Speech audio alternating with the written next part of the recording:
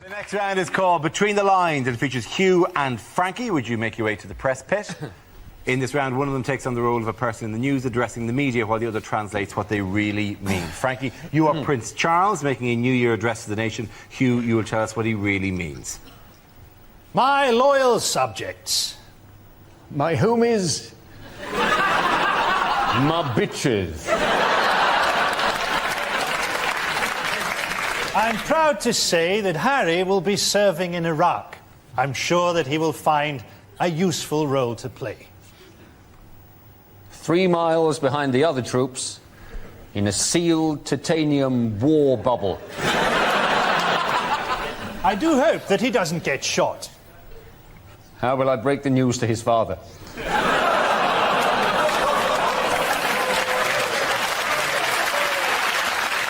William, meanwhile, seems to have found a girl that he's in love with. So now he can marry someone else and keep her as his bit on the side.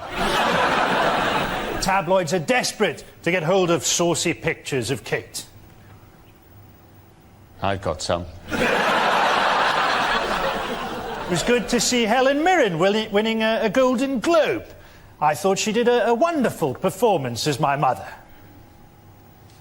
I've been having some very confusing dreams.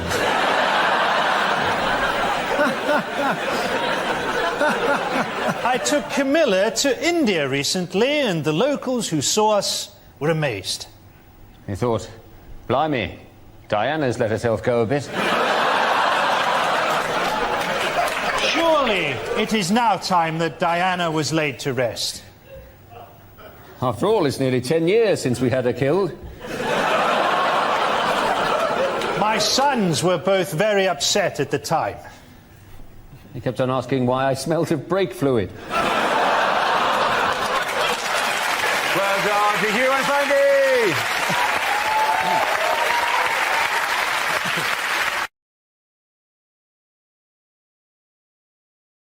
Likely lines from a thriller. Boss, I've got some news about the criminal who's been impersonating Sting. He's turned himself into the police. We've got to get out before it goes off. Oh no, I've misread the sell-by date. We've got another week. Yes, my name is Pussy Galore. Yeah, obviously it's a code name. My real name? Oh, it's Fanny Everywhere.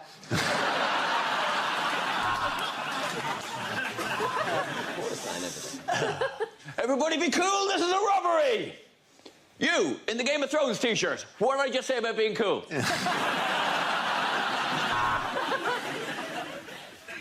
Strapped to a railway line. Thank God it's southern. I've got 6 hours to escape.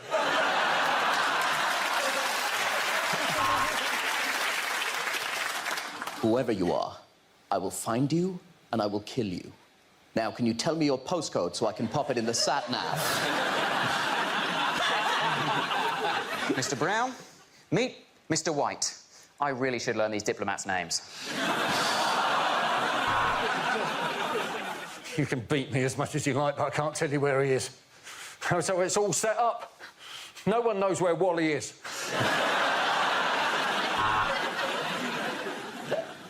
Go, leave me behind. I love you, that's why I'm saying this. Go ahead without me. You only get one chance to play the Crystal Maze.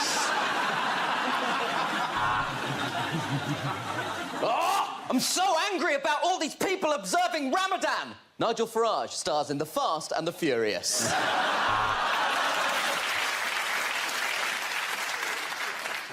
It's male, 30 to 35, Caucasian, no obvious sign of trauma. Oh, no, wait, the head should be attached to the body, shouldn't it?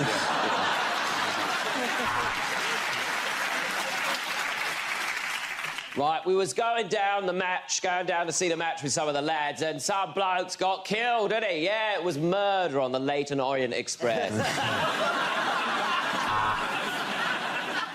Oh, my God. You're the Zodiac Killer. Before you do it, I'm a Libra. Just let me know what I've got coming up. This elevator company is corrupt, and I think it goes all the way to the top.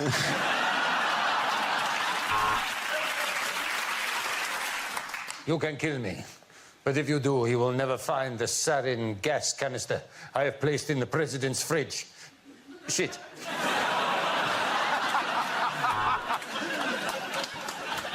You try to expose corruption in my elevator company, you're going down.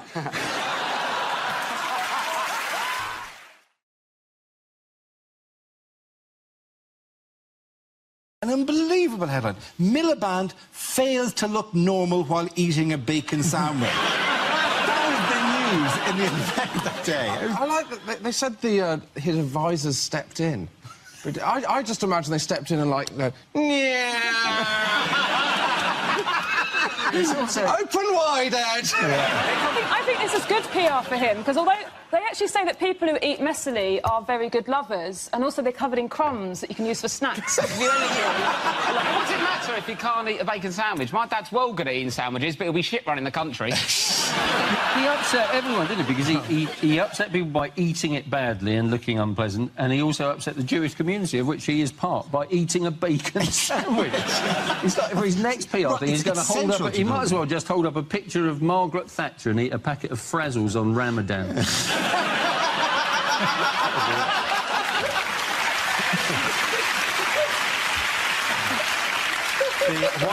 What other gaffes is he purported to have made? He was asked to estimate how much the average family spent on food shopping, and his answer was, that depends how much you're spending, which is right. That is the right answer.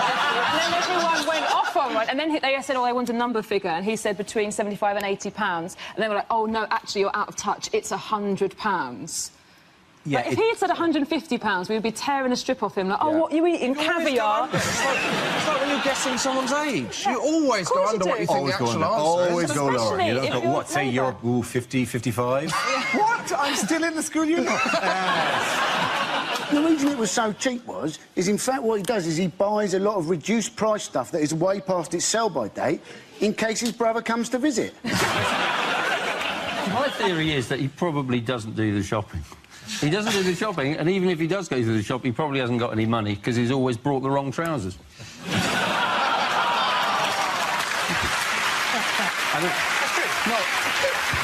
I had to think about that joke for quite a long time before I launched it. I don't want him to know how much groceries are. Like, I know that. I want him to know about things I don't understand, like the economy, healthcare and spelling. Yeah. We spend too much in my house because my boyfriend's obsessed with nectar points. So he buys whatever gives you extra nectar points because he thinks if there's an apocalypse, the nectar points are going to outlast sterling as currency. And he might be right. You can't do that because technically you're an unsecured creditor of the supermarkets, because I got wiped out on my Nando's card. I built up 2 chickens and then they changed the point system. I was absolutely livid. And I hope you're watching, Nando's. I haven't been back since. I'm a man who takes chicken very seriously. That is like, if that was a joke, you would have said more than 2 chickens. It was clearly so small an amount that came from the heart. No, there is no humour there. That is just genuine anger. I'm not so bothered about social justice and the NHS, but if I'm owed a free chicken, I bloody well want a free chicken.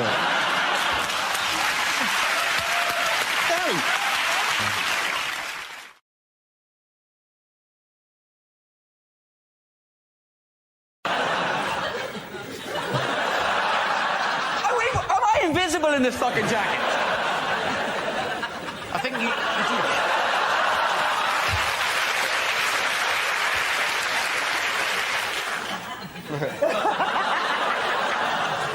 Tonight on Russian cookery, cyanide, polonium and a crab stuffed with explosives.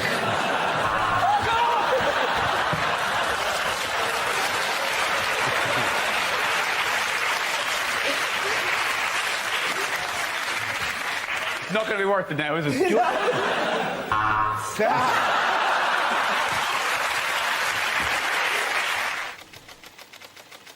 And the first topic is that bullying?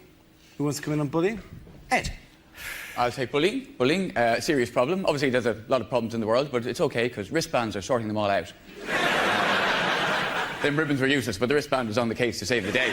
But my favourite wristband is the anti-bullying wristband, because footballers like Wayne Rooney, people like that wearing it, that kids were getting beaten up at school for their anti-bullying wristband. And That's just beautiful.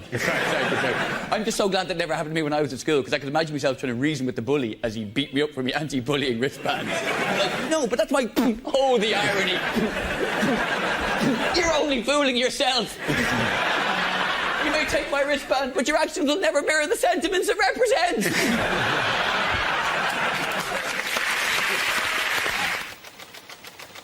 The subject is health scares. Who's going to come in? Ed. Well, of course, there's bird flu, which has killed about as many people as have died of vending machines falling on them. And we're very worried about that. Apparently, the reason we're supposed to be worried about it becoming an epidemic is because apparently this is the science behind it. Somebody could have regular flu, apparently, right? Somebody could have regular flu and then could catch bird flu as well. And then theoretically, hypothetically, scientifically, the two could mutate inside that person and create a super strain of bird flu that's airborne like regular flu, and then there could be an epidemic. It's possible. Why don't these scientists smoke a joint and lighten up? Is it not also possible that someone could have bird flu, eat a chicken wing, and then be given the power of flight? Is that not on the cards? I feel a bit sniffly. I went to KFC, had a chest X-ray. Next thing you know, the next stage in our evolution. The subject is taxis. Who wants to come in that? One thing I don't miss about London is London cabbies. I used to live in Muswell Hill, a leafy suburb of London, about 6 miles north of here. That's what I thought when I bought the house. I get into a black cab in London's fashionable West End. Turned out I lived in the arsehole of nowhere. Because I'll get into a black cab and I'll go, Muswell Hill, please, and I'll get this. I go, no, mate, I'm not going that way. Like he thinks it's a bus he's driving. What do you mean you're not going that way? I'm not asking for a lift. You know, whenever I get this now, I just get in anyway. I go, right, fair enough. Where do you want to go? Oh, spins them right out of that nose. You what? Come on, where do you want to go? I'm paying. No, mate, doesn't work like that. Yeah, that's what I thought. Muswell Hill, please. The first topic is entertainment. Who wants to come in on that? Ed Byrne. I was watching a DVD the other day, horror DVD, Hostel Part 2, not a very good film. Should have twigged by the fact that it was a sequel to Hostel Part 1, also not a very good film. Hostel Part 1 is about men being tortured to death in an underground bunker for the pleasure of others. Hostel Part 2, women being tortured to death. Oh, they've really flipped it. Hostel Part 3, I imagine hermaphrodites up for the chop. Anyway, I'm about to watch this film, and before I watch it, I have to sit through the DVD piracy warning, which I think we can all agree is beginning to get on our collective tits.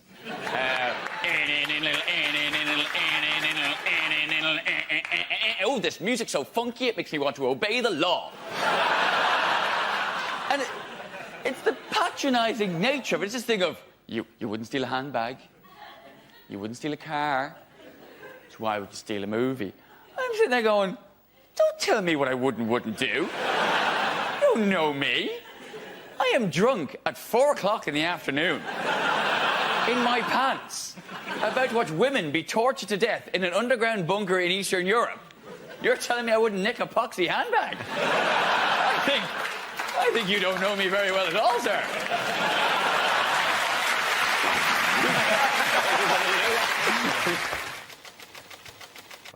Subject is young people. Ed Byrne.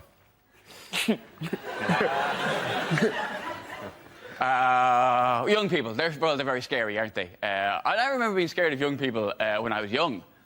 But when I'm grown up, I'll be bigger than them and I won't be scared of them anymore. And then they armed themselves, which I felt really unfair. I'm not scared of, like, goths or emos, which is kind of a shame, because goths make more of an effort to look scary. It's almost a shame they're not scary. They make more of an effort, and they give that look. Like that, does my vampiric countenance not chill you to your bones? You're like, no. I could send one hoodie in there, it'd be like a dog worrying sheep. Don't annoy me. Getting stepped to by an emo. You're an emo, for God's sake. I think between the two of us, we both know who you're most likely to harm.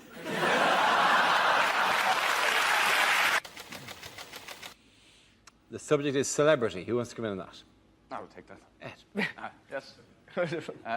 No, I'll take celebrity because, you know, I suppose, kind of, I'm a celebrity. You know, I've got that sort of, I'm on telly occasionally.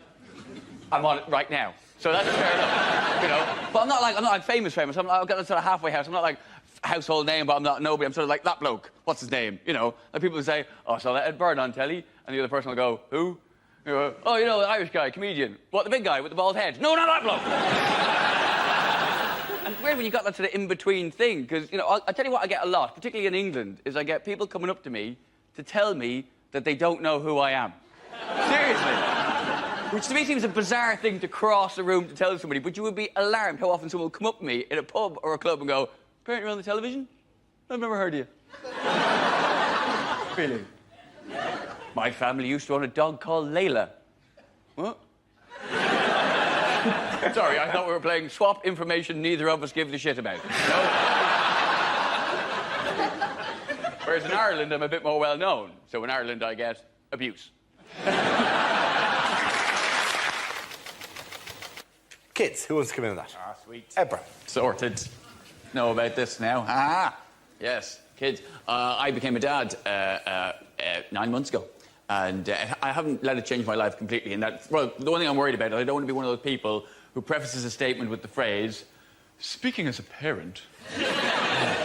Speaking as a parent. Gather round, everyone. He's speaking as a parent now.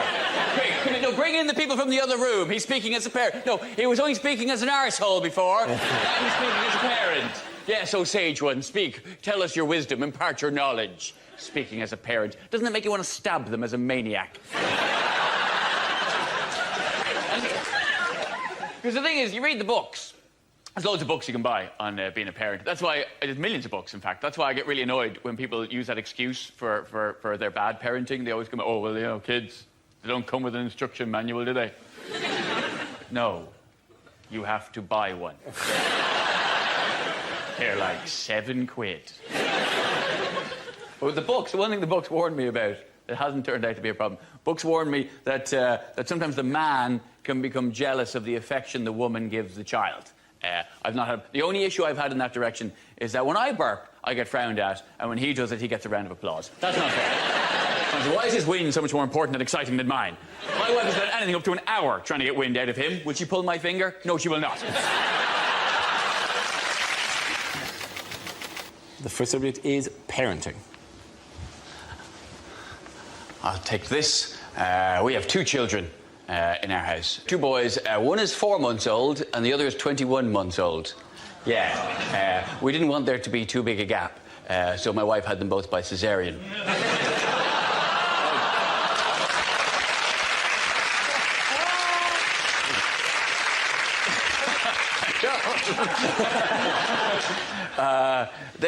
To be honest with you, the 4-month-old, he's already more of a man than I've ever been, because he's already mastered the art of the casual vomit, something I could never do.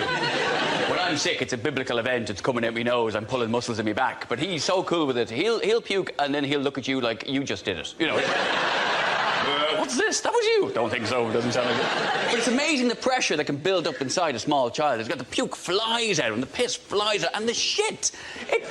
Honestly, if I was to feed him creosote instead of milk, I could do me fence with him. The thing we've been careful about, though, is even though I have 2 boys, I didn't name either of them after me. Because I didn't want to have that big Ed, little Ed thing. Because when you call him one of your sons Little Ed, it just sounds too much like you're talking about your cock. Oh, Little Ed's been misbehaving. It just seems a bit... Honey, will you just hold Little Ed? Just hold Little Ed for just a minute. Hold Little Ed. Oh, Little Ed's been sick on you. It's just not... Thank you very much, Brian. Okay, the next topic is... unlikely things to hear in a maternity ward. Mr. Parsons, your baby looks exactly like you. But mind you, so does every other baby. There are complications, I'm afraid, for a start. I'm not a doctor. I definitely can see the head. You should do your flies up, Doctor.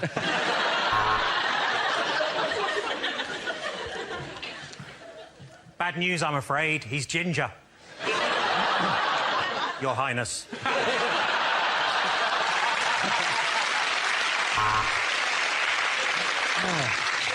So, would you like to hold the little fella? Or shall I give you the baby?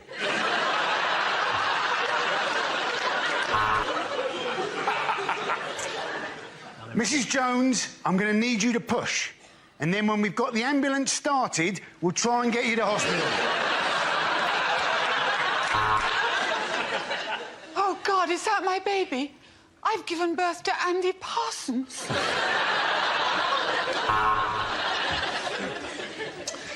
I'd stay up that end and talk to your wife if I were you, Mr. Smith. It looks like Alien versus Predator down here.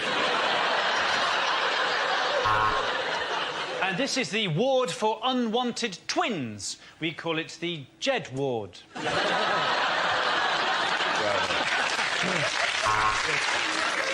Basically, you just turn them over and slap them on the arse. These nurses' parties are great.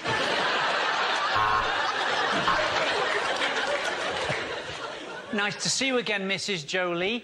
If you'd like to just move along to the next window to collect your order.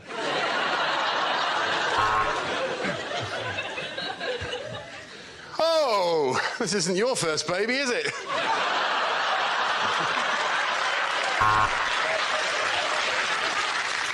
You have a bouncing baby boy. I know that because I dropped him in the delivery room. OK, big breath. Big breath in, hold it, and pass the joint to the midwife. If you're not in when we deliver your baby, is it OK if we leave it with a neighbour? The boys got a great Joe and Andy!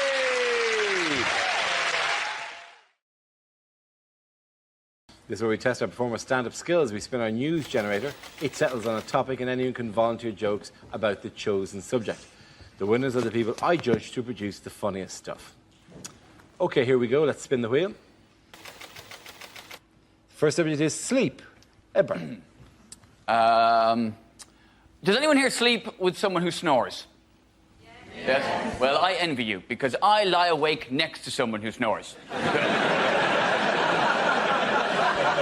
My wife snores terribly, and part of what keeps me awake is lying there going, how do you sleep through this? I can't sleep through it, I'm only next to it. The noise is inside your head. And how come you can sleep through that? But the sound of me making a sandwich in our kitchen, that wakes you up. There is no way me making a sandwich makes more noise than you're making right now. She snores. So she said the cutest thing to me one time, though. She says, do I not sound like a kitten purring? Bless. No. You sound like a cat drowning in porridge. If I had a kitten made that noise, I'd put it down. Apparently she had her nose broken a couple of times when she was a kid. Didn't teach her, she's still bleeding snores. Thank you very much, Ed. OK, let's spin the wheel again. Subject is health. Andy Parsons. With flu jabs now, what they do, don't they, is they put a little bit of flu into you to help you combat the flu. I was thinking by that argument, surely you should be able to have the odd cake to help you fight obesity. Because let's face it, you can do too much exercise, can't you? You know, did you see Madonna's arms? They didn't look right, did they? It's like half human, half Terminator. Of course, that's the problem when you're always picking up small African children going, no, no, no. Thank you very much, Andy. OK, the leads are Russell and Jack. Let's spin the wheel. The next subject is television. Who wants to come into that? Jack. I get very frustrated with pretty much everything on television. I find adverts at the moment particularly annoying, like the banking adverts, because they're trying to portray bankers as being nice people. Like, they've got this one at the moment for, like, a mobile bank that travels around the country, and you walk in and there's your friendly local bank manager acting like a hairdresser, like, nattering away. You know, you walk up to the till, it's like, oh, how was your holiday? I went camping. Oh, why did you go camping? Because you lost all of my money!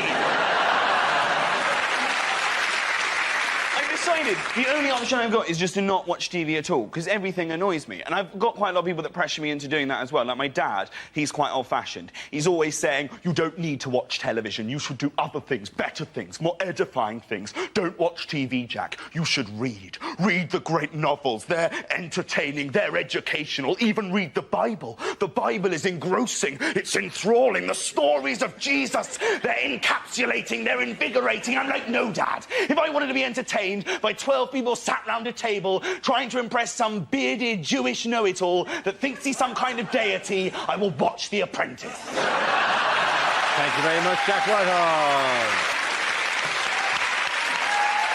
OK, Russell, let's see what you've been left with. Let's spin the wheel. That's fitness. Could have been camel toes. Now, I was in the gym the other day. I was in a locker room, and a 5-year-old boy ran in and jumped into a locker. Now, sometimes you know you're just going to have an incident, right? You could hear him in there giggling, and you knew what he was going to do. He was going to jump out and scare his mates, because his mates appeared seconds later, like, where's Stephen gone? Where's Stephen? He was near a minute ago. This is most irregular. And he waited, not for his mates, but for 3 huge naked men. It was fantastic. They were kind of walking past, and this little kid leapt at those men like a cat with rabies. It was incredible, right? Just from nowhere, the noise they made, I've never heard a noise like it. They sounded like a tugboat getting molested. It was like,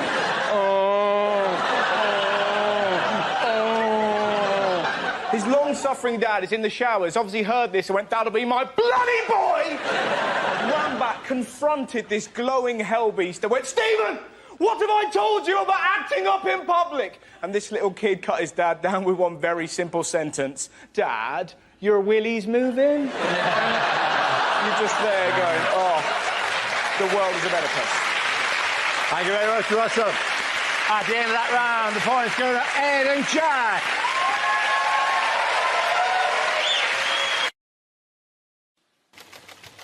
And the topic is history.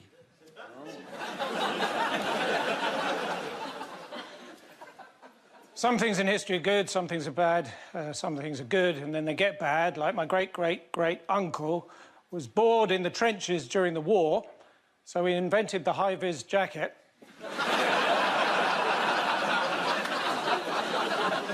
That was the last thing he did. People don't really understand evolution, do they? I was talking to an Australian the other day, and he thought that he came from Darwin.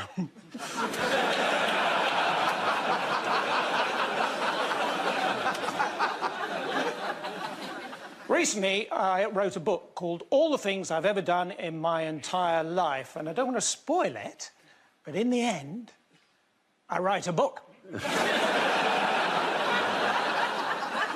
So, what's got 2 eyes and smokes? Pompeii.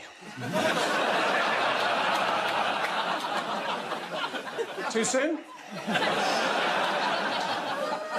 My grandfather, he can't do what he used to, you know, bomb the Japanese.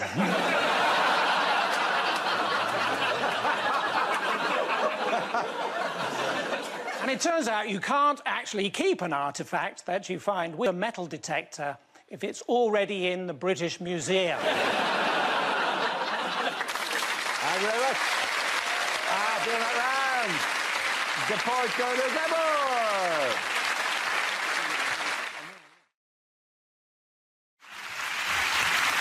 The next round is called Picture of the Week. I show the panel a topic in a minute and ask them to tell me what's happening. So, what's going on here? Is this a picture of what Donald Trump refers to as patient zero? Worst Stevie Wonder tribute ever. Peter Stringfellow emerges from another cracking night at Angels. Hands up if you made a bracelet out of some spare handbag chain.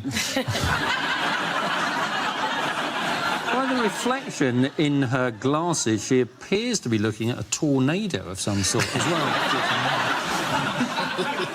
She's trying to prove she's not an ageing candidate, but she's left her napkin tucked in from dinner. That soup gets everywhere, doesn't it? Because people have been saying she's using a body double, haven't they? And I think, well, it's nice to see Judy Finnegan back in work. I think the answer you're after... Yes, Hugh, what is that? That is Hillary Clinton. Thank you very much, Hugh. Yes.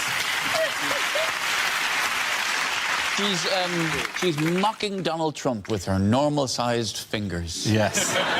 Look at these. Yes, this is a picture of US Democratic presidential nominee Hillary Clinton in New York, where she was taken ill this week after being diagnosed with pneumonia. Is this like a huge bump in the road for her? Well, yes, because people say, oh, no, she's got a cough. Let's elect a racist instead. Because he's done many things, but he hasn't coughed recently. Yeah, I just idea. Even if she's dying, even if she's dead, you're better off electing her. I have pulled stuff out of my shower drain that would be a better president than Donald Trump and would look better on his stupid head. I think it's very shrewd of her to get a disease that Trump supporters definitely can't spell. He's furiously looking to N in the medical dictionary. Maybe there's a K in front of it. Trump's got to be careful, like, you know, just keep going on about her health all the time. Look at him. Like, if a heart attack was a person, it would look like Donald Trump. But that's the problem, because you've got older candidates. I think she's 68, he's 70. Not like in England, obviously. Cameron can get in. He can rip the country in half for the sake of a power play, and boom, he's back on the after-dinner circuit before he hits 50. Nice. What are the claims that have been made about Hillary's health? That they're using a body double. Yes, exactly. She's using a body. She's 2 yeah, weeks, but it's not actually Hillary. And I think, well, you know, it wouldn't be the first time that she's got someone else to do the difficult jobs for her, would it? Monica Lewinsky. Yeah. Thank you for the clarity, brother. Thank you. So I just spell that out. Yes, various claims, you know, because God love us. It turns out the internet is full of people who have these theories. She's had several strokes, apparently, and suffered some seizures, that she wears adult diapers. The National Enquirer claims she'd be dead in 6 months last September. A Republican congressman said she had special needs and was mentally impaired. Forensic pathologists suggested she was being poisoned and that she has multiple sclerosis, Parkinson's, HIV, vascular dementia and lupus. These are all claims made about her. All that taken into account, she's looking fucking amazing. She is. Donald Trump looks like he's using a body double, and it's inside of him trying to get out.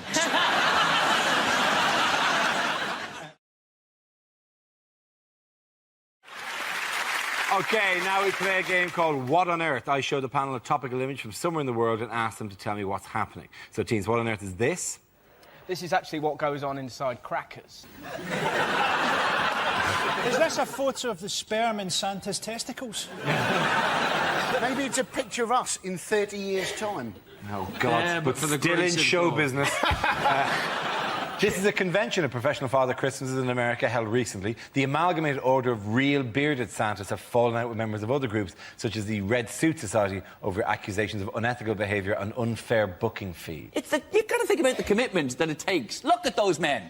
This is not a 1 month a year thing. This is 12 months a year. They look like arseholes. They don't always dress like that, but they do always have that beard. What would you do? What would you do if someone turned up in your house, right, in your bedroom, dressed as Santa Claus? At this age? Yeah. Would you take the risk that maybe this is Santa? Or would you beat him to death? Perhaps killing Santa? Personally, I would hedge my bets and make love to him. Well, while you're doing that, be sure to give the beard a good yank. So at least you'll know if he's in the proper amalgamated order. Surely you could question him. Surely there's something between killing him and making love to him. Surely there's some other path you can take. I think I've bisected it directly. What an amazing Crime Watch reconstruction that would be as well. Just a blacked out Santa. I was only trying to give him presents.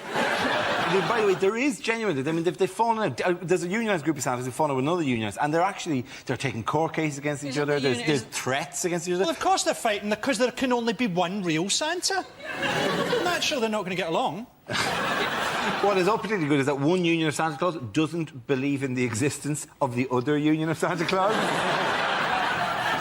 What if if you let him go? What if you let him go? You accepted his story that he was Santa Claus.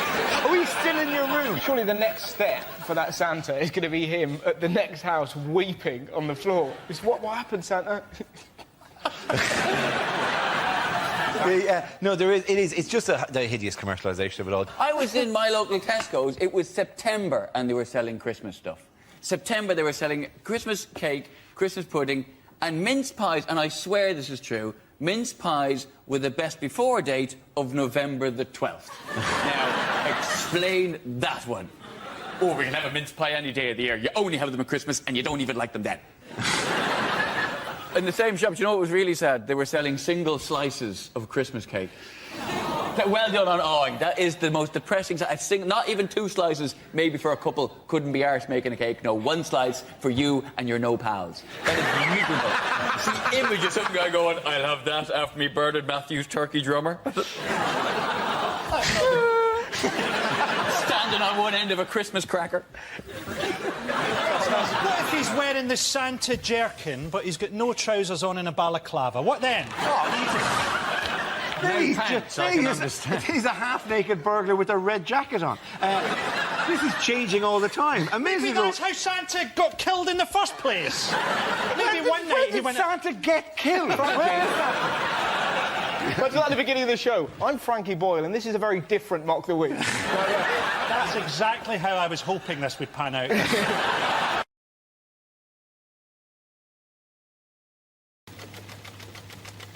It's obesity and diet.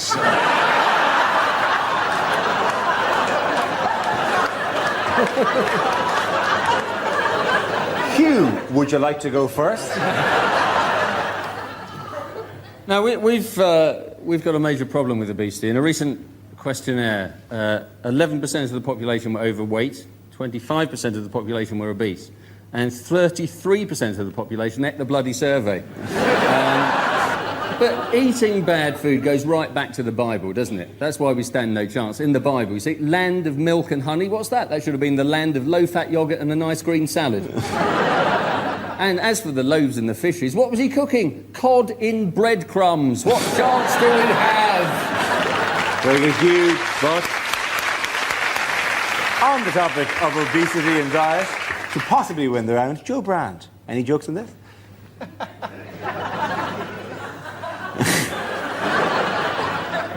I might just move the microphone stand because you won't be able to see me otherwise. See,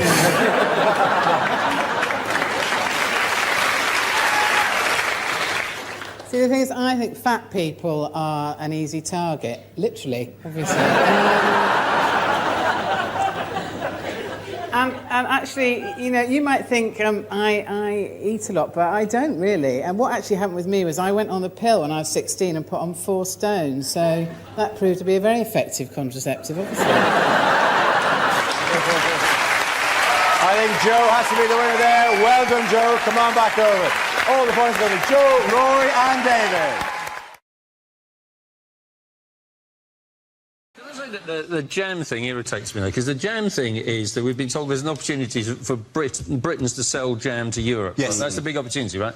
And all the Twitter comments were trying to sell jam to the French, all the French provide all that. But they do, but we make really good jam. We make really, really good jam. And I hate this thing. I hate this thing. Chewing down the country. Yeah. No, whereby everything that comes from France is more sophisticated. Their jam just comes from a big jam factory near Marseille. I mean, when I was a kid, we all thought ski yoghurt was incredibly sophisticated. It was made in Swansea. When you started that, I thought, where's he going with this? And it's just like, oh, he just loves jam.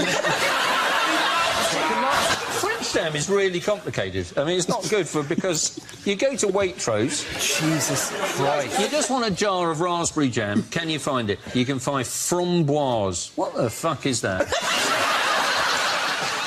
It's food. Oh, OK. Oh, very similar topics.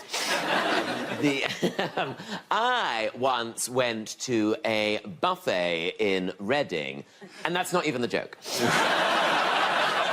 It was organised by a woman called Wendy, and it was so beige. It was so bland. It was like a buffet representation of Reading. I looked across this buffet, right? They put out sausage rolls, right? Sausage rolls, right? Where they just whipped off the cellophane and put the corrugated plastic straight down on the table.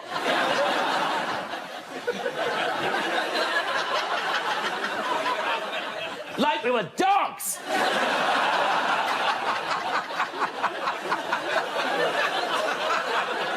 Then we had Scotch eggs, right? Scotch eggs cut into quarters. Apparently no one can eat a whole one.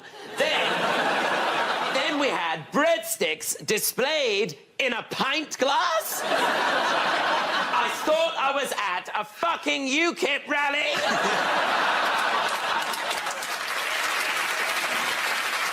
Then she starts putting down cold pizza slices next to wontons. No one's mixed Italian and Chinese cuisine like that since Marco Polo. Then she brought out the quadrant of dips. You know, the 4 dips. The 4 dips of the apocalypse. The white one. The other white one. Then there's a green one. What's that? Guacamole. Then there's a pink one. What's that made of? Sillet bang? I was just glad to have something made of some sort of colour. Anyway, it was a terrible buffet, but thank you very much, Wendy. Who made a typically colourful speech at the conference? Can I just ask one question? Oh, my God.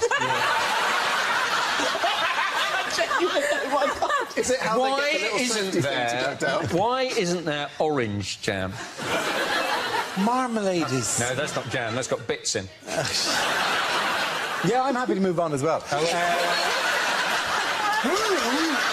I'll give you a clue. The answer is Boris Johnson. Who? It was Boris Johnson. Shut up, I have to ask the question first. Let's stick to the conventions of normal language. Who made a typically colourful speech at the conference? Was it Hugh about jam? OK.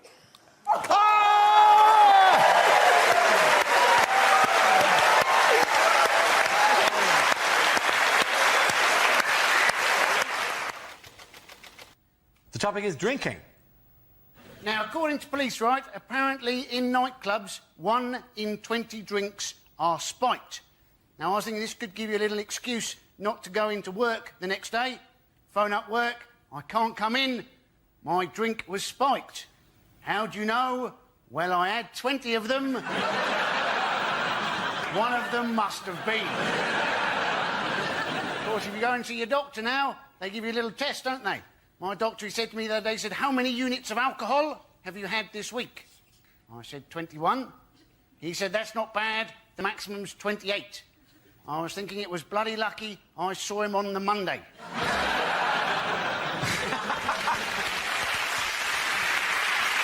OK, let's see what we've got left for Frankie. Let's spin the wheel again. And it's drinking. As a teetotal alcoholic, that should be quite good. I drink energy drinks now. It's good that they've finally managed to can anxiety. It's good that there's a drink that gives me the resting heart rate of a serial killer who's just spotted that there's a sale on at B&Q. I hate this thing where Guinness always go, oh, we're the national drink of Ireland. Yeah, you're the national drink of a nation of alcoholics. That's like saying that you're Gary Glitter's favourite search engine. I'm teetotal, right? A concept which Scottish people don't understand. So I did a gig in Fife, and I was on stage, and this guy was going up to the bar, and he went, hey, I'll get you a drink as well. And I went, well, I used to be an alcoholic, so I don't drink anymore, but thanks anyway. And he looked at me for a bit, and then he went, a pint of lager shandy? Thank you, Laura. And the topic is food. Oh, there you go. Now, this is one of my favourite topics because I absolutely hate restaurants. And my wife loves restaurants. She's middle class. She's been skiing and everything. And she loves a restaurant. She says, can we go to a restaurant at the weekend? And I say, yes, we can. And we're barely there 2 minutes, and she's like, isn't it a lovely ambiance? And I say to her, I don't know what you're talking about. I've worked out what an ambiance is. It's a night out about poor people, isn't it, basically? It's people with a few quid to say, can we just have one night out without the poor people turning up? We know what they're like. They'll be banging spoons together, singing Mailman's a Dustman, creating an atmosphere. We want an ambiance. So we're trying to enjoy the ambiance. But something's happened spoiling it for me. There's no tomato sauce on the table. Creating the situation when my wife looked at me, she said, you're going to ask for tomato sauce, aren't you? I said, yes, I am. Because I'm going to have the risotto. You can't eat risotto without red sauce, it's too dry. It's a health and safety issue. You've got to zhuzh it up with a bit of red sauce, right? So I thought, I'm not having it. I said to the waitress, excuse me, do you have any ketchup in the building? She's looked at me like I'm the worst pleb God has ever put breath in. She went off to the kitchen and I saw her making her way back with a pot about that big, about 2 chipfuls of tomato sauce. I thought, oh, here we go. She's tried to put it down and walk away like she's doing a drug deal or something. And I stopped her. I said, hold on, love, don't rush off. And I took a sip of it. And I looked at her, I said, Jess, I'll have a bottle, please. Things you wouldn't hear on a TV cookery show. Hi, I'm Nigella Lawson, and before I bake any cake, I like to chop my flour into lines. You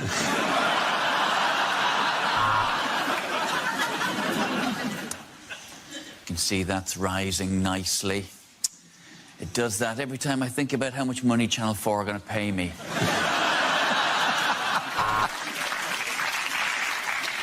Hello and welcome to Can't Cook, Won't Cook. Today we won't be making anything. Goodbye. Coming up next on Saturday Kitchen, whatever we want, because we know you're too hungover to change the channel.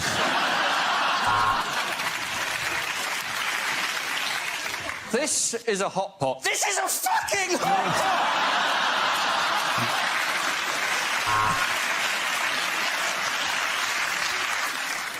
So, if you want to bone a chicken, what you need to do, take it on a couple of dates, and then invite it back, put on some romantic music, and let nature take its course.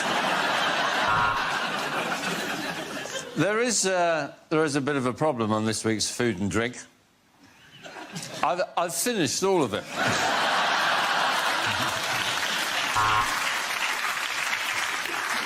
This is a Thai chicken curry, or as I like to call it, hot Asian cock.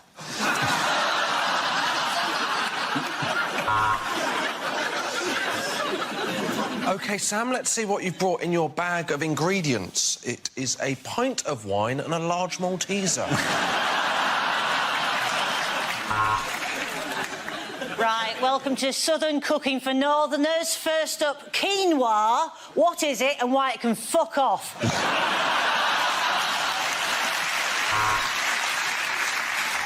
Well, if you're going to pop it in, don't forget to cover it first. I didn't, and that's why I'm making paternity payments. Hello, I'm Greg Wallace, and this series of MasterChef, we won't be using plates. We'll just be eating off my shiny, shiny head. Hello, it's Nigella Lawson here again. I'm just going to say the word spatchcock for no reason. Spatchcock. Anyone can make this. You can't, Beatrice. Sorry, you can't beat rice. Let's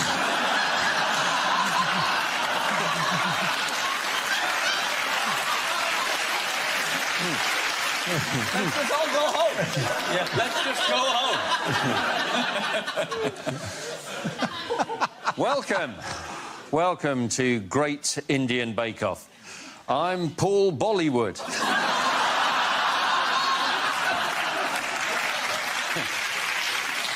Hello, I'm Jamie Oliver. Welcome to my new show, Stick a Bit of Fucking Sugar in It.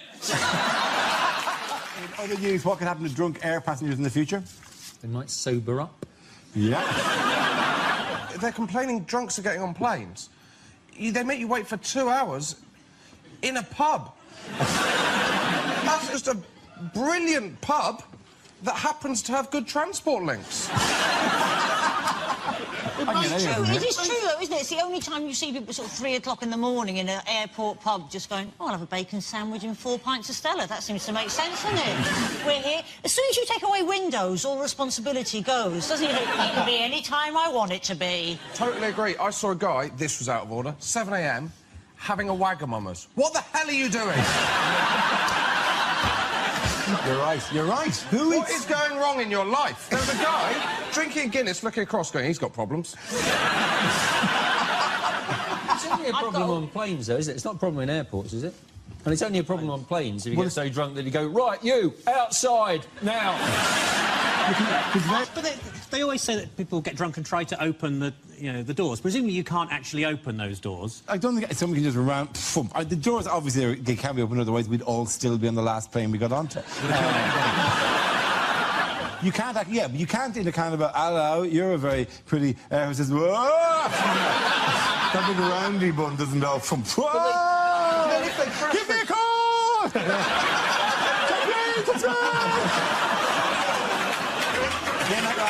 James Delaney.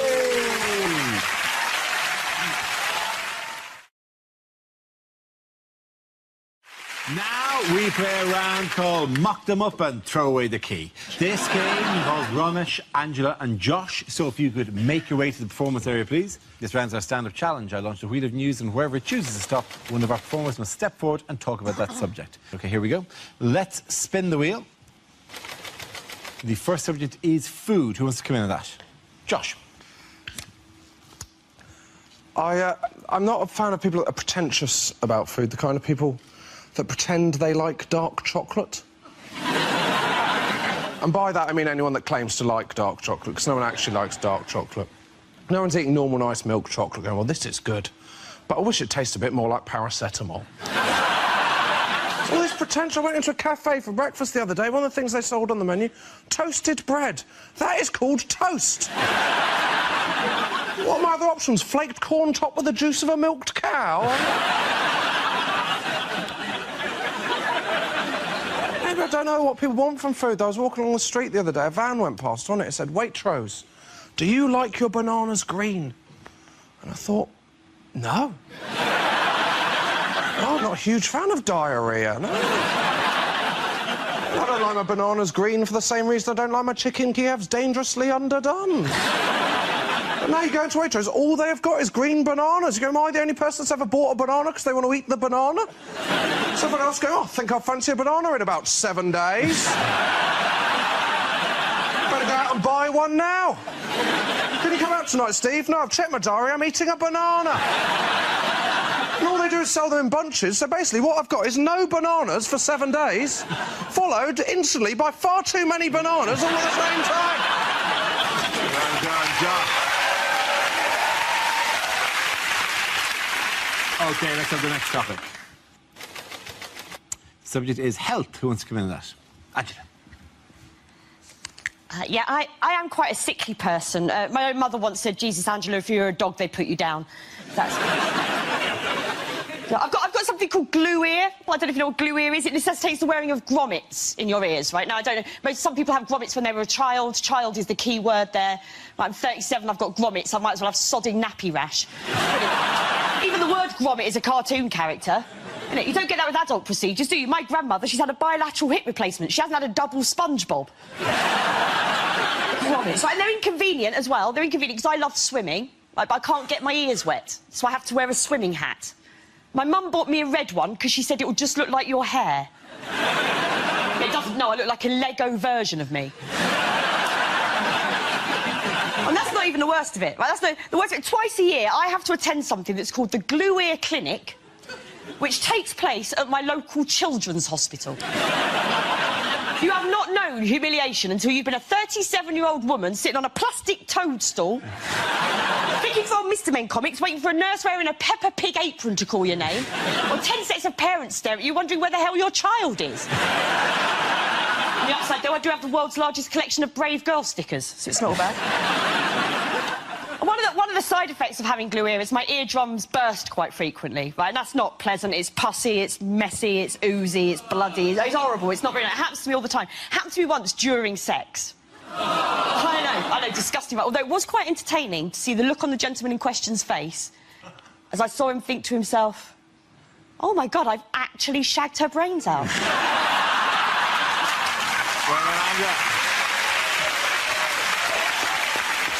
OK, that leaves us with Ramesh. Let's see what you've been left with. Let's spin the wheel.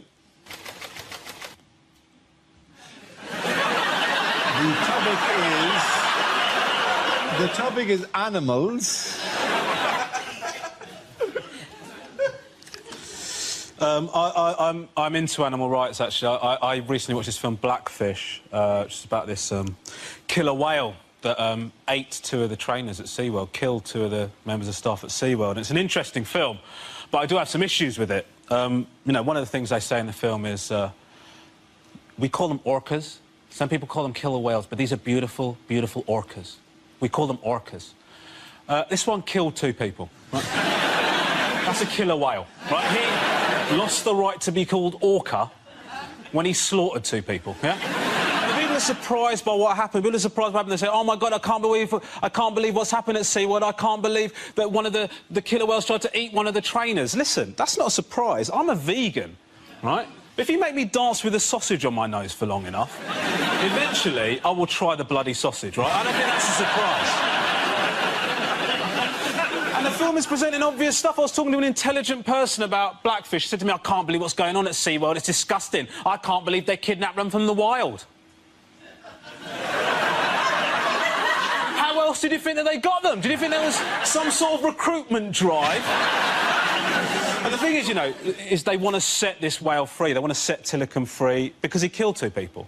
Because he killed 2 people, they want to set him free. I mean, that's the opposite of crime and punishment, isn't it? I mean, people say because he lives in such horrible conditions. Listen, people live in horrible conditions. We don't let them off for doing stuff. You don't say, oh, Derek here killed 6 people. We can't do anything about it because he lives in Hastings. Thank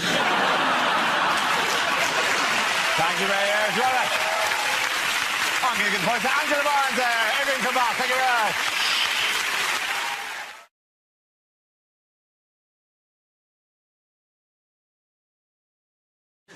Moving on, what long-awaited report was finally published this week? Chilcot. The Chilcot Report. Yeah. It's available on Amazon, all 12 books. People who liked this report also liked. It's massive, isn't it? How many words is it? It's 2.6 million words. Do you know who I feel sorry for? Is the bloke who's got to read the audio book. It's always Stephen Fry. He'll be doing all the voices. Oh. And they've found new weapons in this. Yes, but how then? How then, by contrast, will David Cameron be remembered? He'll be remembered as a man who could book a removal van within 2 days.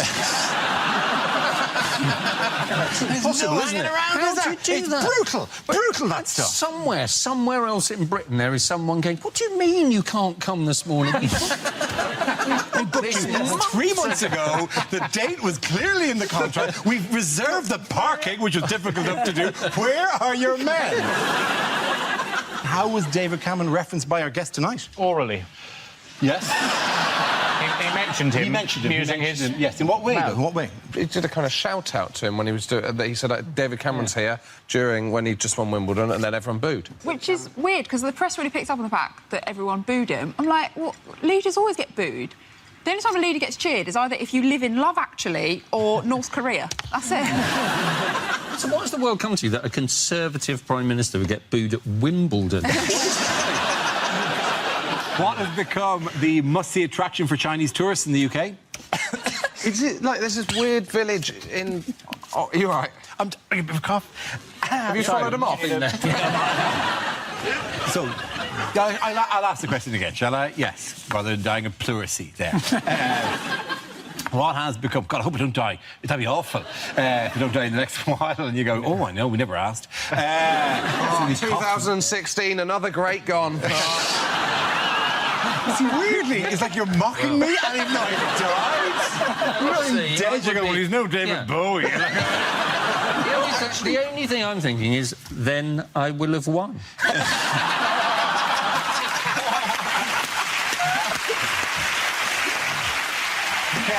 At the end of the points go to Loiso, Ellie and Mara. The next This round is called Headliners. Here's a typical picture of humble football star Cristiano Ronaldo. But what does RISC stand for? Is it really? I signed contract. Is it referees immediately sense cheating? Is it risky investment, Spanish club? Is it Ronaldo's irremovable shoe conundrum? Rich, ignorant, spoilt crybaby. Is it Ronaldo?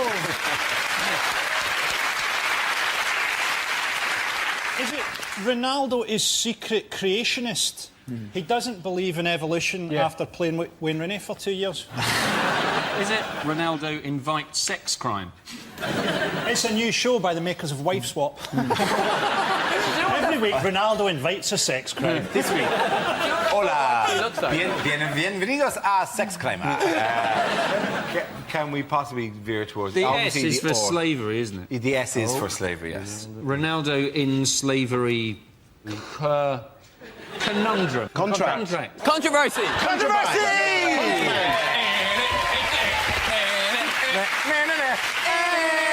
Controversy! It doesn't count if he says half the words. Yes, the answer I was looking for was Ronaldo in slavery controversy. The Manchester United winger is keen on a move to Real Madrid and backed the words of FIFA President Sepp Blatter, who likened the football transfer system to modern slavery. Talking of slavery, do you reckon when the Egyptian slaves were building pyramids, some of them are going, this is a disgrace, being treated like footballers?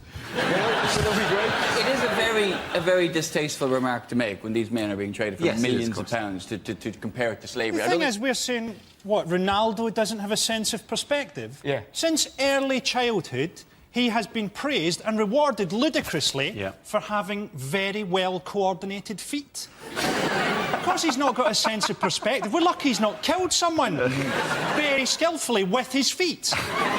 There's no point us saying we know what it's like to be Ronaldo. We have no idea what it's like to be Ronaldo. Drinking smart cocktails that teach you capoeira, having sex with beautiful android women. If we had to live Ronaldo's life for 5 minutes, we would shit our brains out of our eyes.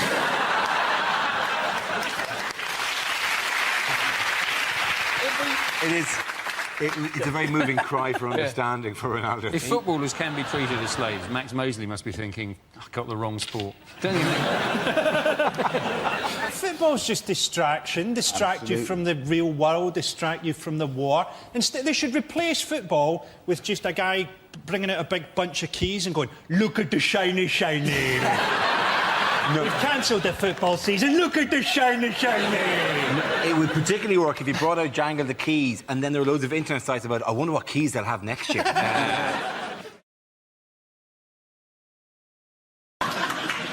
It's alive! It's alive! Oh, no, sorry, it is dead. I really am an awful vet.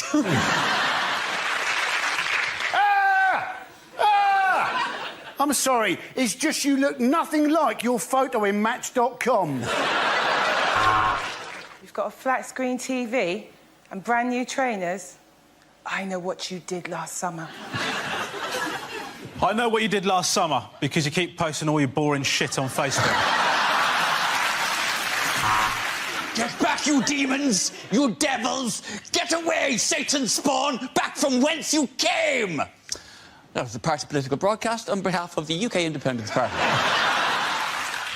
I have a message from the other side. We have Bake Off now. Actually, I'd rather you not say zombie. The term now is differently alive. The ghost is trying to say something to us. Old Kent Road. Community chest. Go to... Sorry, I didn't have time to get a Ouija board.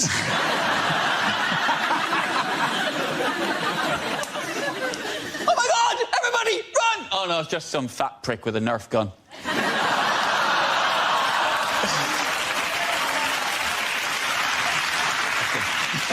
I think you mean a broken Nerf gun. For example, this bit shouldn't do this. I'm afraid I have no choice but to kill you, because I've already chosen to shag and marry your two friends. 28 days later, a horrifying journey of a man going from Three Bridges to East Croydon with Southern.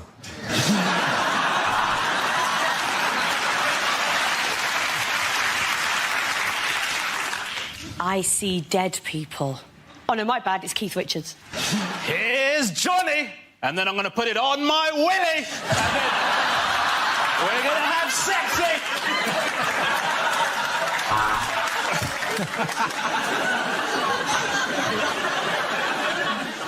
Sir, there's been another attack by the undead in Wimbledon. No, not zombies this time. Zombles.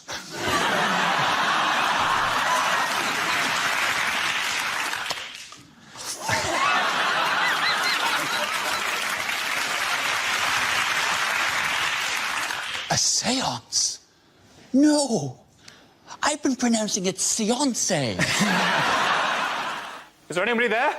Can you hear me? Is there anybody there? This is the Christian O'Connell Breakfast Show.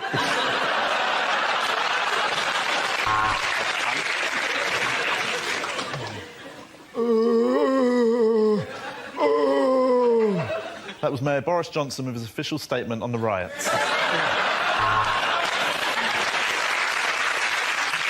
You seen the traffic? It's a nightmare on Elm Street.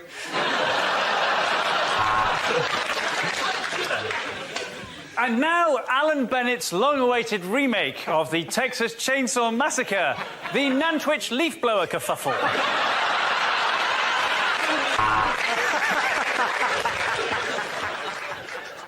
What do you want? What do you want?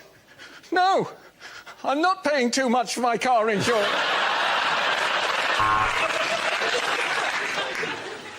I ate his liver with some fava beans and a nice Chianti. So I gave Mark's dinner party an 8.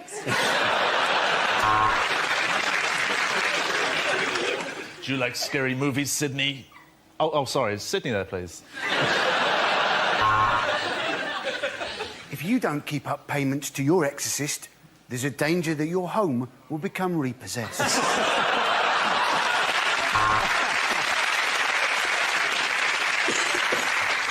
Ha! Joke's on you, Dracula. I've got AIDS.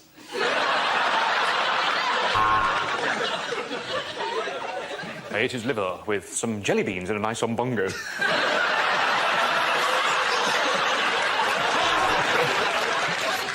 I've seen the ring! I wish that builder would pull his trousers up.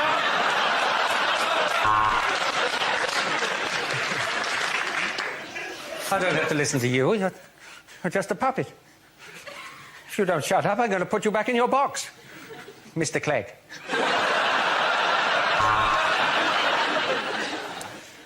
I'm afraid he's been bitten by George Michael. He's turned into a vampire.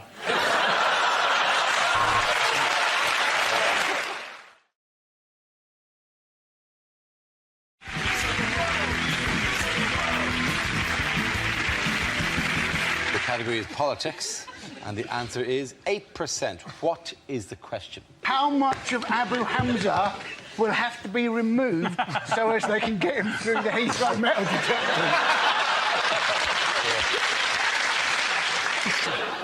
What level of erection did I once try and have sex with?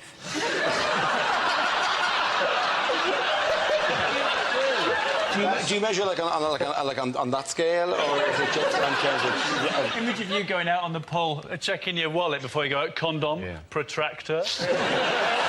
How are the government planning to catch middle-class tax avoiders? With a butterfly net and the van from Chitty Chitty Bang Bang. It'll probably work better than the plan they have. They're planning to catch them using lie detectors. Middle-class people taking lie detector tests. It's like an upmarket version of Jeremy Kyle. And I'd like to see that. Wouldn't you like to see that middle-class Jeremy Kyle? You know, my cleaner ran off to another family.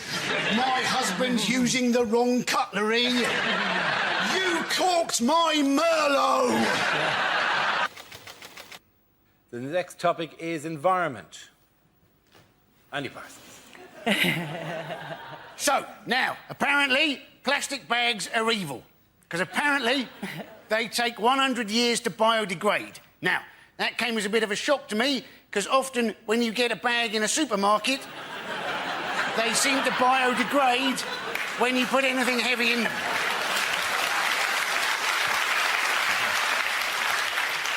That is why people double bag, isn't it? Because otherwise it's like a crap magic trick, isn't it? They give you the bag, you put the bag on the counter, you put the stuff in the bag, you pull up the bag, and hey presto, the stuff's still there on the bloody counter. Well done, Andy Parsons. People were saying, oh, well, it's stupid, you know, what's the point of any of our kids learning Arabic? But it could be quite useful, couldn't it? For instance, if you were sat on the tube and two people in front of you were speaking Arabic, it would make you a little more relaxed about what they had in their bag. Basically, these education proposals, you know, they've been upsetting teachers. And you don't want to upset a teacher, do you? Very easy to upset a teacher. All you've got to do to upset a teacher is go, "Ooh, you've got long holidays." They don't like that, do they? And then, if you continue with that with, "Oh, and you finish at 3:30. Oh, they're livid, aren't they? Oh, I've got me marking. And Frankie, the next topic is... it's terrorism. Andy's in like a shot. Now, Tony Blair has once again tried to justify improving our nuclear weapons because he says one of the reasons is he's worried terrorists such as Osama bin Laden might get hold of them. Now, once again, I think this is scaremongering. We know Osama bin Laden hasn't got a nuclear weapon because we haven't seen it on his videos. We know he's got a rifle and a donkey. I don't think we've got to worry until he's ditched the rifle and we see his donkey strapped with a cruise missile. Well done, Andy Parsons. Bad things to say at a job interview. I'm really only here because I'm hoping to slip on a wet floor and then fall off a ladder. Hey, I remember you from the dungeon. How you doing? It's me, Gimpy Terry.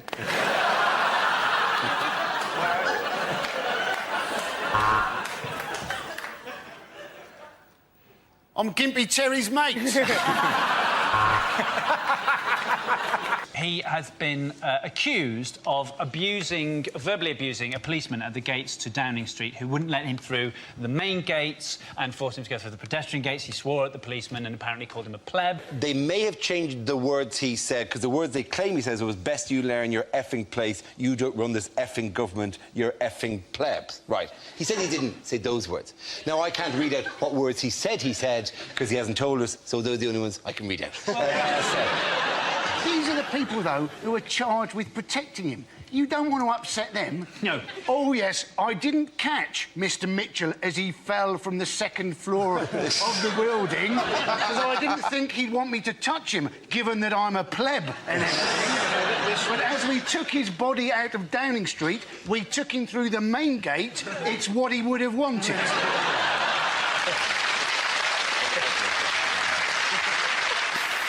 We start with a round called Headliners. Here's a picture of Prime Minister Gordon Brown with his immediate predecessor, Tony Blair.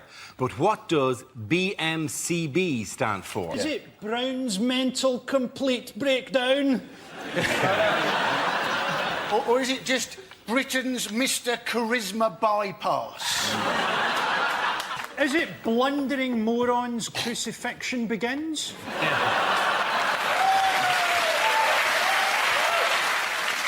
Or is it just bollocks, my career's buggered? Sometimes that's all satire needs to be. I'll call it Ideas for Snars. We'd love to see the performers come in with their suggestions. The first subject is unlikely things to hear on Comic Relief. And we'd just like to thank the donation of 160,000 turkeys from a Mr. B. Matthews. The next topic is the worst thing your new neighbour could say. What day do the bins go out round here? My wife's body's starting to stink. I hope my turkeys won't be keeping you awake. So, it was the Olympic parade last week. It was great seeing it live. Obviously, I had to keep a certain amount of a low profile in the crowd because I was throwing a sickie from work at the time.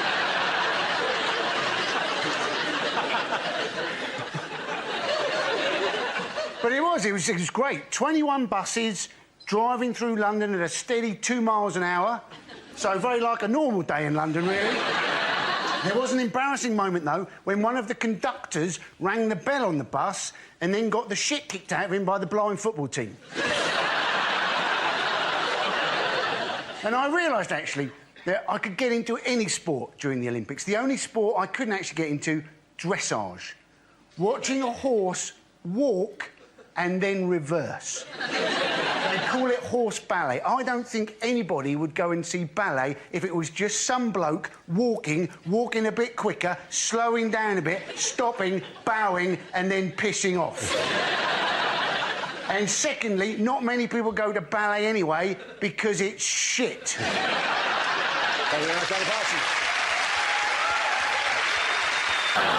Is it the number of tweets that David Cameron's received to his new Twitter account that include the word tosspot? Is it, in fact, what are the chances against getting a joke about Jim will fix it on the BBC? Berlusconi will put you in the cabinet in Italy at the age of 19 if you're good enough. So you can see where it's coming from. Harriet Harman's an incredible figure, isn't she? Do you know that Harriet Harman, when she first came to my attention, she wrote a book about the history of feminism, which she dedicated to her husband. Yeah, she's mistaking sexism with people hating her. She's always saying stupid things, isn't she?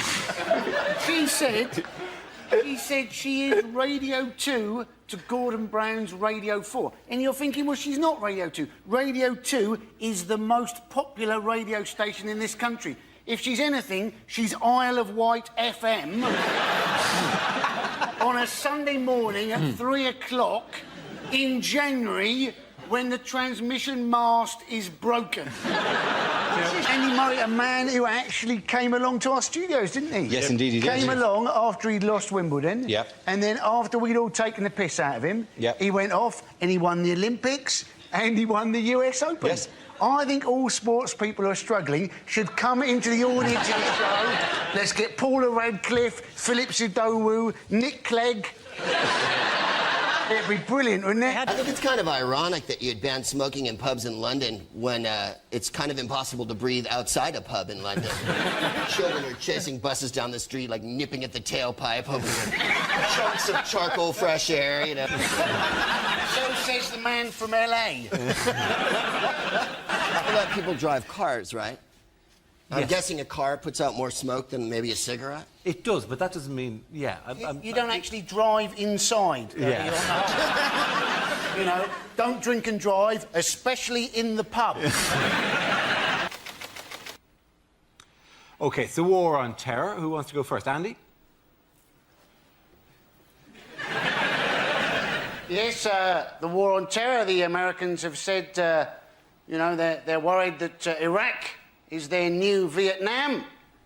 Let's hope not. Otherwise, we're in for some shit movies in about 10 years' time. Good man, Andy. Well done. Andy Parsons there. Your category is sport. The answer is 1 billion. Is it how many wives would Henry VIII have had if he'd been on Tinder? I shall have her. And I shall have her. Am I even flicking the right way? I shall have her. OK. Thank you. Oh, thank you. Oh, okay. no, Is it how many pounds in cash did the Queen hide under her bed when she'd seen that Jeremy Corbyn had been elected leader? Her family security is at risk. Here's a picture of the new Labour leader, Jeremy Corbyn. So what's going on here? Has he been sleeping in the bin on the right? The idea it could be the oldest delivery boy in the world still hasn't figured out how to hold a pizza correctly. Is he such a dedicated socialist that he refuses to look to the right, even then that's the direction he is in fact walking?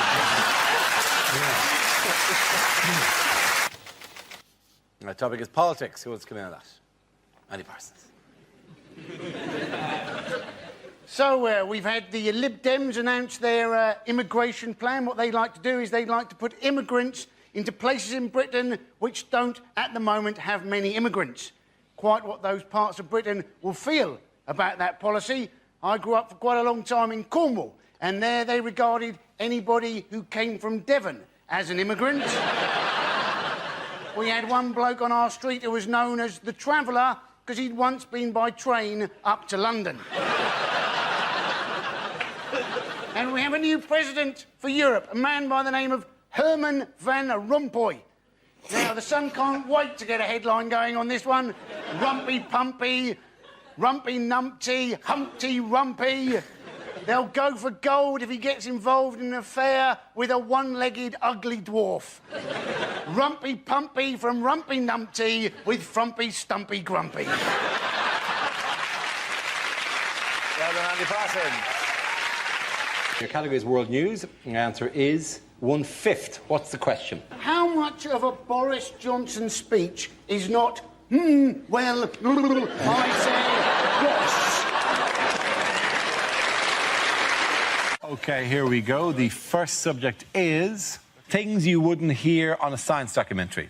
Hello, my name's Dara O'Brien. And to try and bring science to the masses, I'm going to appear in a programme with Stephen Hawking wearing a ridiculous hat.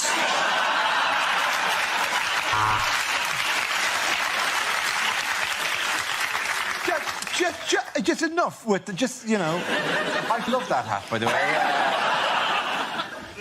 Hello, I'm Dara O'Brien. And I've got a massive head and a massive brain. But all I get to do in this bit is just press a little button. The Olympics. Who wants to come in that? Any Parsons? Now, I don't know how you got on with getting tickets for the Olympics.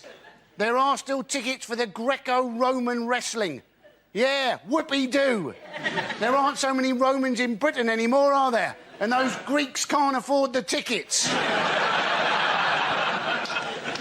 And we will have forever our first GB football team. Yeah, it'll be the first time that Ryan Giggs, Ashley Cole and John Terry have got together since the last Miss World contest. But if you haven't got any tickets, go and see the Olympic road race cycling, right? It's free, yeah? But it's not the same as proper road cycling. Never in the Olympics do you see somebody having to go off into a ditch because there's a lorry turning left. Never do you see somebody go over the handlebars because some idiot in his car has opened the door without looking in his side mirror. Never do you see somebody fall off their bike because a car has screamed past and somebody has whined down the window and shouted, "Boo!" Although that may happen when the Olympics come to Hackney in 2012. Thank you very much, Andy Parsons. What did David Cameron do recently that no other serving British Prime Minister has ever done? Samantha Cameron. Yeah. That's true. But he also went on Letterman in the States, didn't he? He came out to loads of dry ice and they said it represented a London fog when we haven't had a London fog for over 100 years. That's the stereotype image that those Americans believe. What? The fat, dumb redneck.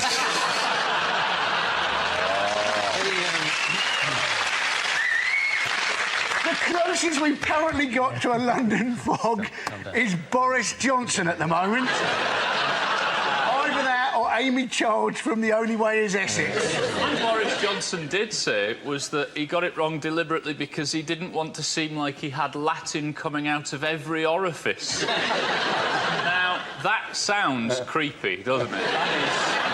The thing about Boris Johnson, though, isn't it, is everybody thinks he's quintessentially English, but in fact he was born in America, named after a Russian, and looks like a Swedish person who's eaten another Swedish person. And it's the economy. Andy Parsons.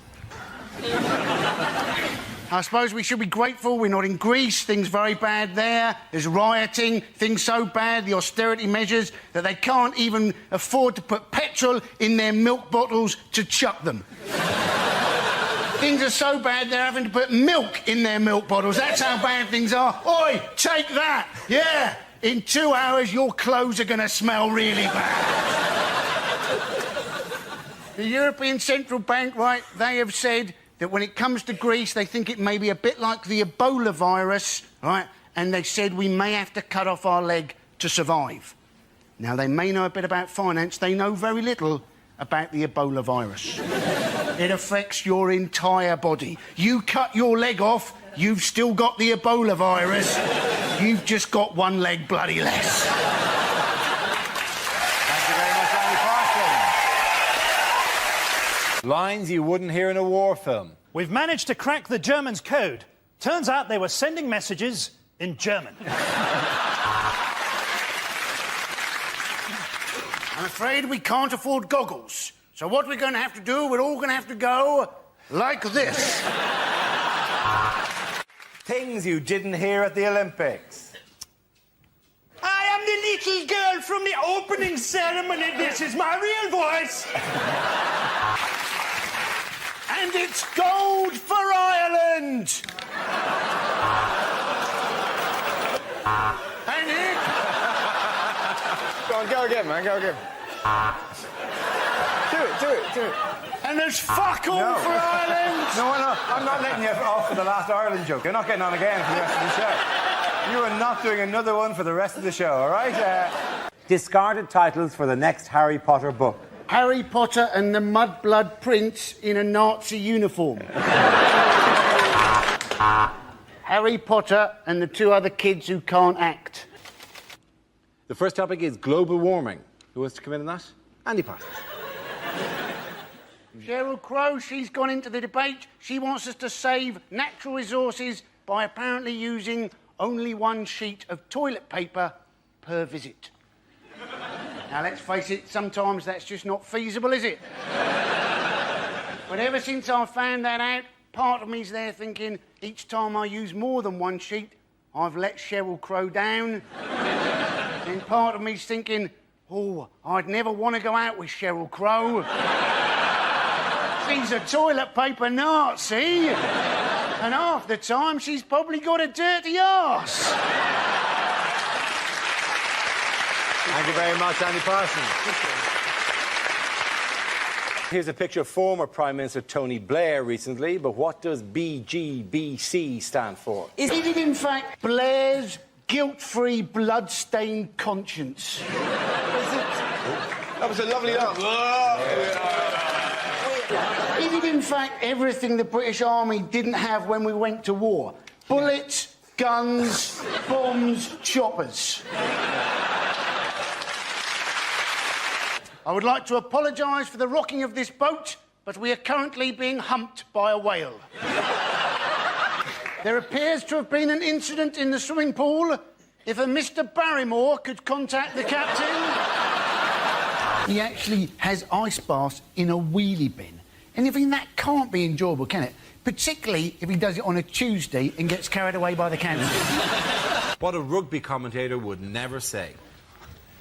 Oh, and he skipped through the defence, and that's lucky, because if these South Sea Islanders catch you, they eat you. And it's the coin toss, and Johnny Wilkinson has sprained his thumb. And here comes... Hugh Dennis. It was after I heard the buzzer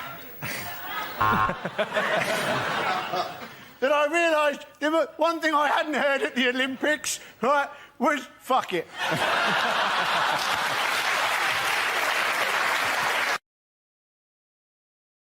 What did the Bank of England unveil last week?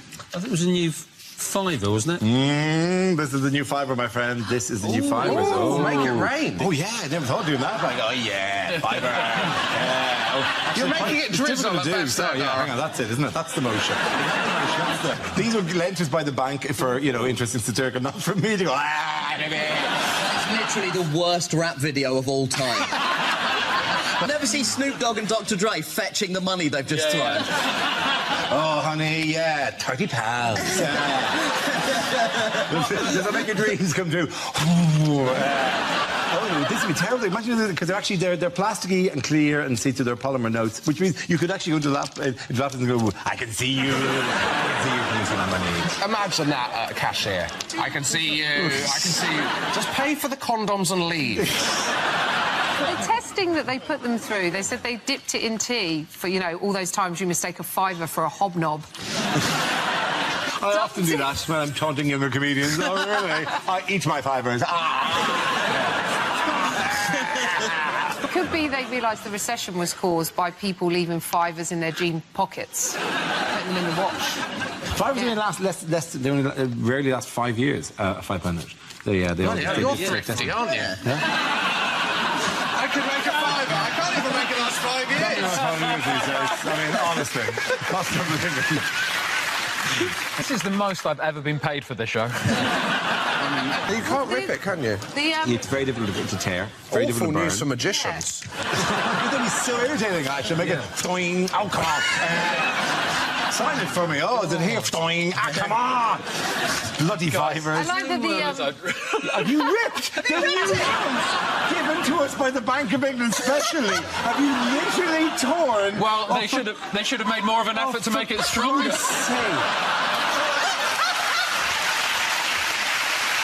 Back to the drawing board, guys. Can I ask if that's actually allowed? Because one newspaper went mad about the fact that you were defacing the Queen, and then they said of all the indignities Churchill has suffered, being scrunched up, dipped in tea and Ribena is the worst. And I was like, surely it's the nodding dog commercial. Is